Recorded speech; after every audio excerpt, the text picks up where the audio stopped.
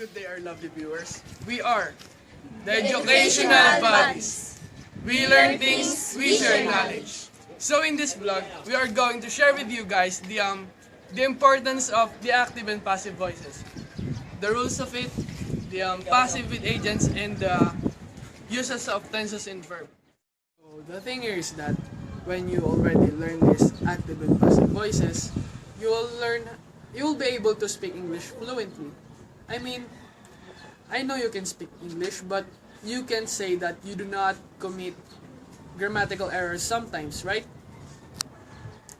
And with these active and passive voices, you will learn how not to deliver wrong informations, and thus you will learn how to emphasize what does a person did and who does this thing. Active voice uses fewer words, making the writing more concise and efficient, creates a faster moving narrative, which makes for easier writing and engaging reading, cleans up the sentence, and helps prevent the grammatical mistakes. Passive voice can help to add more descriptions and also help the writers to develop the subjects more in depth. In active writing, the actions become more important than the performer of the action.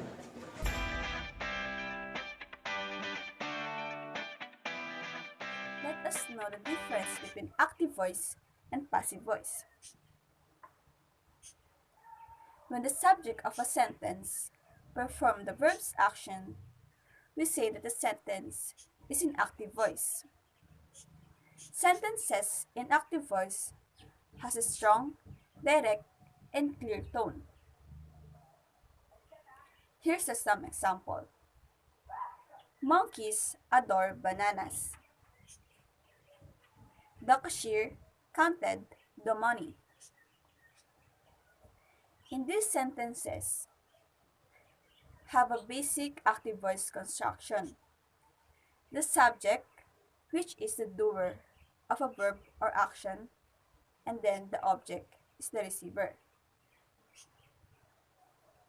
In these examples, the subject, monkey, performs the action described by adore, and the subject, the cashier, performs the action described by counted. A sentence in passive voice, on the other hand, when the subject is acted on by the verb. The passive voice always constructed with the conjugated form of to be plus the verb past participle. Doing this usually generates a preposition as well. So in the first example, monkeys adore bananas, will turn into bananas are adored by monkeys. Active sentence consists monkeys adore bananas. Monkeys is a subject, adore is a verb, and bananas is an object. Wherein passive sentence consists bananas are adored by monkeys. Bananas are object, are adored, a form of to be plus, a past participle adored by a preposition, then monkeys is a subject.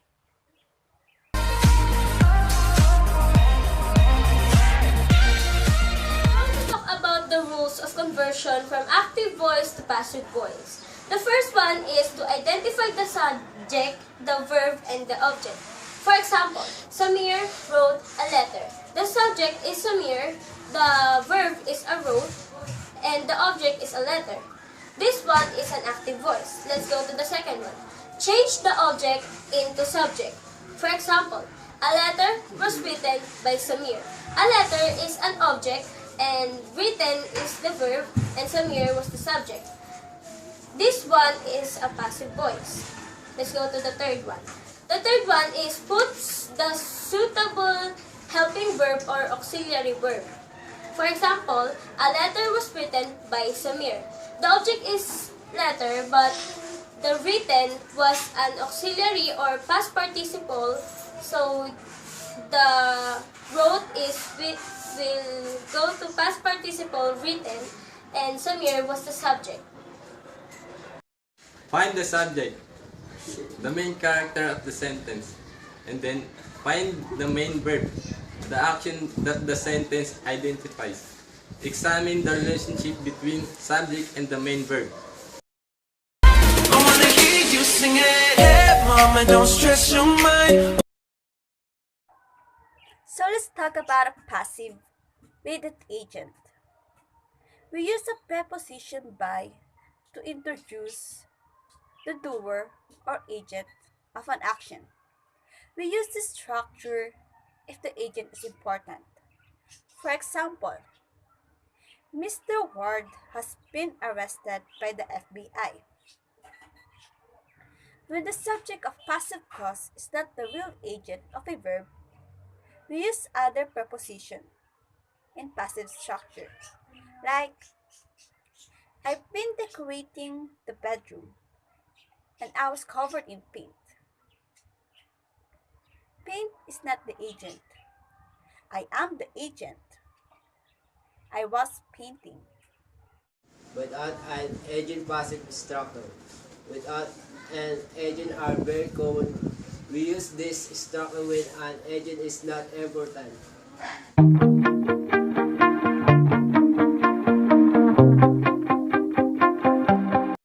So the last topic of this vlog is all about an active and passive voice tense rules. We all know in English grammar has different tenses. So let's see how to write a passive voice of sentences which are in different tenses. So I'm going to introduce a simple present tense. It's a normal structure of sentence in active voice in simple present tense. Is subject plus verb plus object. For example, she cooks the food. Here, she is subject, cook is verb, and food is an object. While in changing the sentence into passive, the structure becomes the subject plus is plus verb plus by plus the agent. The food is cooked by her. The food is the subject. Cook is verb past participle. And her is the agent or the doer of the sentence. So the next part, we're going to discuss by Mark and William. So hey our lovely viewers, this is Mark saying that if we learn things, we share knowledge. So I'm going to share with you guys the uses of tenses in verb. So at the first part of our topic is the present continuous tense. So the normal structure of an active voice in simple continuous tense is SVO, the subject plus verb and the object. So for example, Keisha is cooking the food. The subject there is Keisha and the verb is cooking, which is in the present tense, and the object there is the food. While in passive while in changing in the passive voice, the structure is OVS, the object and plus verb and the subject. So for example, the food is being cooked by Keisha. See the difference? The food becomes the subject, and the verb cooking is replaced by the word cooked, which is in the past tense. Oh yes, past tense, which is in the past tense, and the word Kisha is the doer. So the second part of this topic is present perfect tense. The normal structure of an active voice in for present perfect tense is subject plus has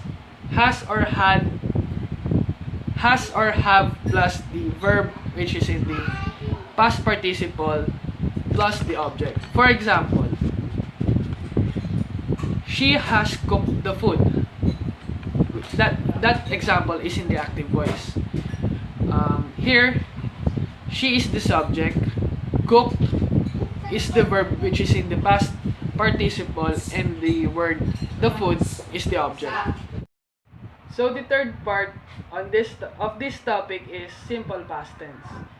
So the normal structure of an active voice in simple past tense is subject plus the verb, which is in the past tense, of course, plus the object. For example, Gav cooked the food. That is in the active voice. Here, Gav is the subject and cook is the verb, which is in the past participle, and the food is the subject. I mean, is the object. So, while in changing the sentence in passive form, this structure becomes subject plus was plus the verb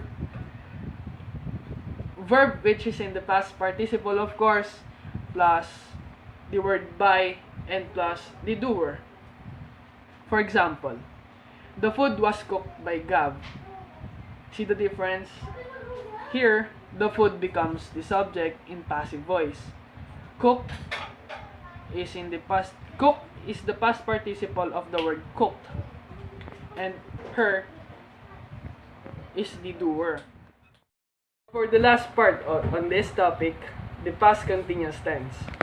So, the normal structure of a sentence in an active voice for past continuous tense is the subject plus the word was or were plus the verb plus the object. For example, Taguro was cooking the food. That example is in active voice. Here, Taguro is the subject. Cooking is the verb, which is in the continuous tense, or past continuous tense. And the food is the object. While changing the sentence in passive form, the structure becomes subject plus the word was plus the word being, and plus the verb, and plus the agent or the doer. For example, the food was cooked by Taguro. Here, the food becomes the subject in passive voice. Cooked is the verb, which is the past participle of cook, and Taguro is the agent or the doer. Now, we're going to proceed in future perfect tense. The normal structures of a sentence in active voice for future perfect tense is subject plus will have plus verb plus object. For example, she will have cooked the food. Your subject is she, your verb is cooked, the past participle of cooked, and your verb is the. Thank you, our lovely viewers. I hope you learned from this lesson. Don't forget to subscribe and hit like the button.